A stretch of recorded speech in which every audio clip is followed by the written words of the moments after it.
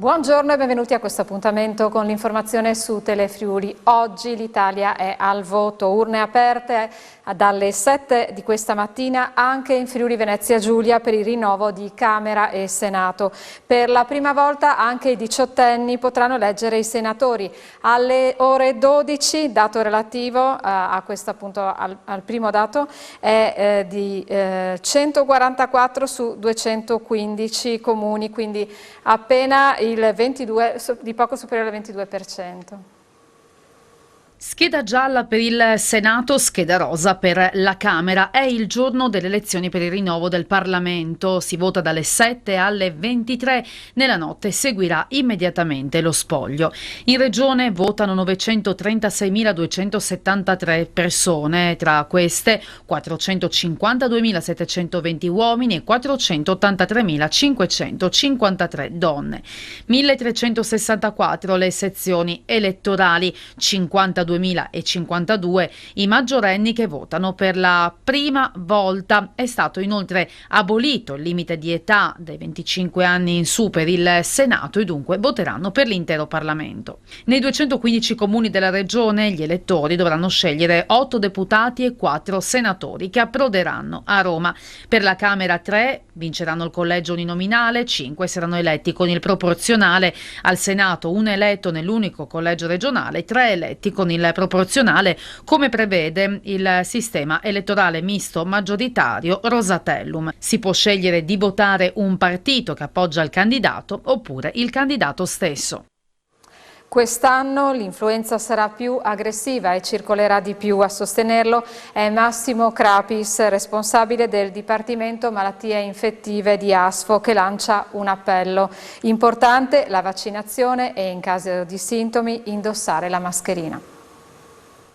Un'influenza più aggressiva e una sua maggiore diffusione tra le persone. Se ormai il Covid-19 è diventato endemico, quest'anno i virus influenzali avranno un impatto maggiore e proprio per questo sarà importante vaccinarsi, come spiega Massimo Crapis, responsabile del Dipartimento di Malattie Infettive dell'azienda sanitaria del Friuli Occidentale. Per 2 anni noi non abbiamo incontrato, il nostro sistema immunitario non ha incontrato il virus influenzale, quindi è lecito aspettarsi, non lo sappiamo, nessuno può fare previsioni, però è lecito aspettarsi che quest'anno l'impatto clinico dell'influenza possa essere maggiore, perché, ripeto, non abbiamo la memoria, diciamo così, di aver avuto l'influenza. Quindi e siccome ricircolerà, la cosa importante è vaccinarsi. Per contenere la diffusione dei virus è sempre bene seguire comportamenti corretti. Quest'anno ci aspettiamo, proprio per la riduzione delle restrizioni che ci sono, anche il non mettere le mascherine a scuola, correttissimo, però è ovvio che questo determinerà un incremento della circolazione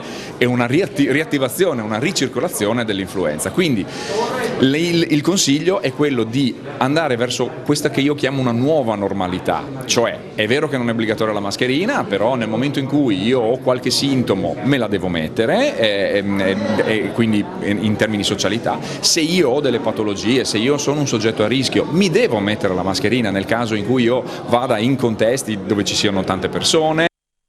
Ci occupiamo adesso del maltempo che era stato annunciato. La squadra comunale di protezione civile del comune di Latisana è stata allertata questa mattina intorno alle 7:30 dalla sala operativa regionale della protezione civile regionale di Palmanova per un allagamento che ha interessato il sottopasso di Via Trento. Il tempestivo intervento ha risolto in breve tempo la situazione di criticità. La viabilità è stata ripristinata e sono state pulite le caditoie ostruite.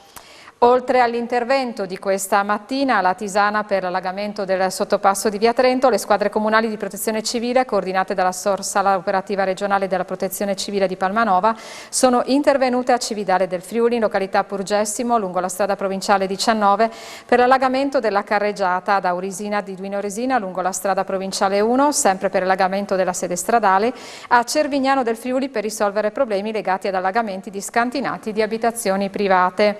Interventi Interventi poi per alberi finiti sulla sede stradale lungo la viabilità che da Tarcento porta a Sedilis, a Treppo Grande e ad Attimis. Interventi infine a Palazzolo del Friuli per rimozione di ramaglie della sede stradale in località San Mardenchia. Sono intervenuti una trentina di volontari. Diversi interventi sono stati eseguiti a supporto delle squadre dei Vigili del Fuoco. Al momento non si registrano altre particolari criticità sul territorio regionale. Permane però l'allerta gialla fino alla mezzanotte di oggi. Parliamo adesso di trasporto pubblico. A Pordenone una convenzione tra Regione e Comune consentirà l'acquisto di 6 nuovi autobus elettrici. Una convenzione tra Regione e Comune di Pordenone consentirà l'acquisto di 6 nuovi autobus elettrici da adibire al trasporto pubblico locale del capoluogo della Destra Tagliamento.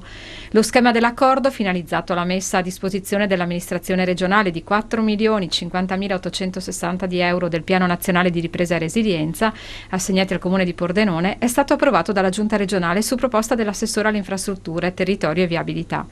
La somma era stata attribuita all'amministrazione comunale dal Ministero delle Infrastrutture nel dicembre del 2021 nell'ambito delle misure del PNRR legate all'ammodernamento e al rinnovo delle flotte di bus e treni ecologici.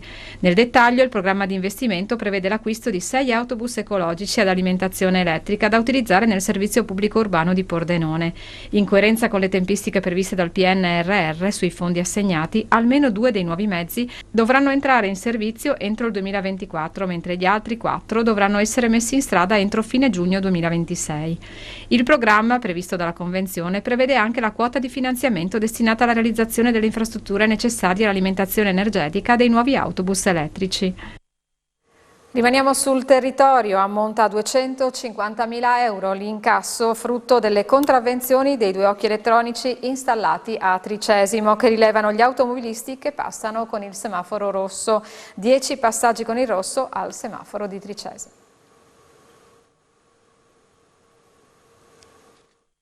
10 passaggi al giorno con il rosso al semaforo di Tricesimo. L'apparecchiatura installata dal maggio 2021 in un punto della viabilità dove transitano quotidianamente 20.000 veicoli monitora i passaggi in entrambi i sensi grazie a 2 occhi elettronici posizionati sui semafori che si trovano sulla Pontebana. L'arteria è statale ma in gestione a Friuli Venezia Giulia Strade, ma dopo le autorizzazioni le infrazioni vengono elaborate e notificate dalla Polizia Locale di Tricesimo. Il noleggio del dispositivo ha un costo di circa 45.000 euro, mentre l'introito delle infrazioni di circa 250.000 euro l'anno. Le multe elevate a chi non si ferma al semaforo si aggirano attorno ai 100 euro, ma se la contravvenzione viene pagata entro i 5 giorni dalla contestazione c'è uno sconto del 30%. Dopo i primi tempi di diffidenza e malumore da parte degli automobilisti pizzicati, le infrazioni sono comunque in lieve calo. Chi viene beccato può vedere da casa attraverso un'applicazione informatica il video o la foto del momento dell'infrazione, ma la maggior parte dei sanzionati sceglie di recarsi alla polizia locale e visionare il transito contestato dal dispositivo. Parliamo adesso di sport. Nello scontro al vertice del girone A di Serie C il Padova ha battuto il Pordenone per 1-0 con rete di Vlasic al 55esimo. Per mister Di Carlo i neroverdi pagano gli errori del primo tempo ma non escono ridimensionati dalla sfida pur perdendo il primo posto. Siamo stati non bravi ad accorciare sugli esterni.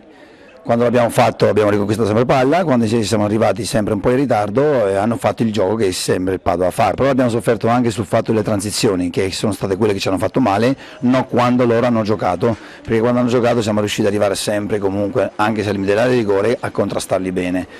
Dove abbiamo fatto 2 errori sulle transizioni, dove ci è costata un'espulsione e il palo che ha preso mi sembra il Padova al primo tempo. Su 2 transizioni che noi non abbiamo tirato da fuori area, abbiamo voluto fare il passaggio orizzontale e questo è il Padova, è molto bravo a sfruttarle, quindi bravo il Padova ad sfruttare le loro caratteristiche, meno bravo il Pordenone a leggere quelle situazioni lì nel primo tempo, mentre nel secondo tempo tutta un'altra partita, perché nel secondo tempo nonostante in 10 è venuto fuori il carattere di questa squadra, il gioco, perché abbiamo giocato molto di più come gli avevo chiesto il primo tempo, non siamo riusciti, e anche se in 10 abbiamo creato le nostre occasioni e lì meritavamo di pareggiare, perché il Padova al secondo tempo ha fatto pochissimo, mentre noi abbiamo avuto quelle 2 o 3 occasioni per poterla pareggiare. Peccato, ci serve per crescere questa partita qui, questa sconfitta, la prima sconfitta che siamo rammaricati, ci servirà per crescere, e però il Pordenone non esce ridimensionato da questa partita. Passiamo al baseball. I White Sox di Butrio sono promossi in Serie B. Ieri la vittoria sul Colorno in gara 2 ha sancito il passaggio alla serie superiore della giovanissima squadra del presidente Rizzi. Sono non felice, di più felicissimo, perché con una squadra così giovane, parlavo prima con altra gente, l'età media della nostra squadra ha 17 anni e riuscire il primo colpo a vincere il campionato, che non ci credevamo.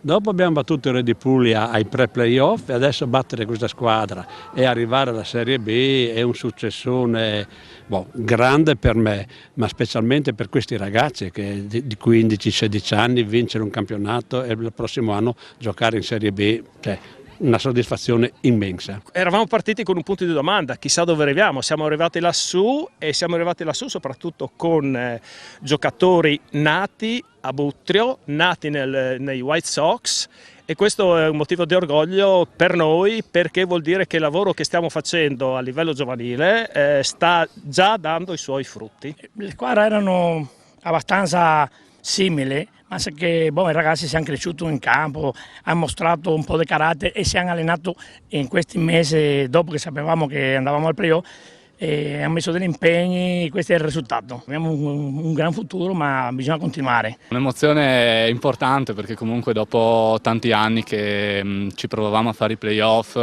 quest'anno ce l'abbiamo fatta, abbiamo vinto con una squadra giovane tutta di Butrio e quindi questo dà ancora più soddisfazioni. Ecco. È una società sana che dà principi sani.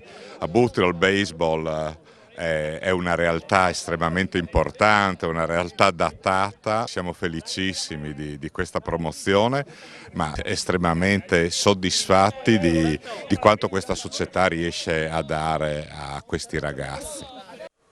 Il telegiornale termina qui, io vi ringrazio per essere stati con noi e vi auguro un buon pomeriggio.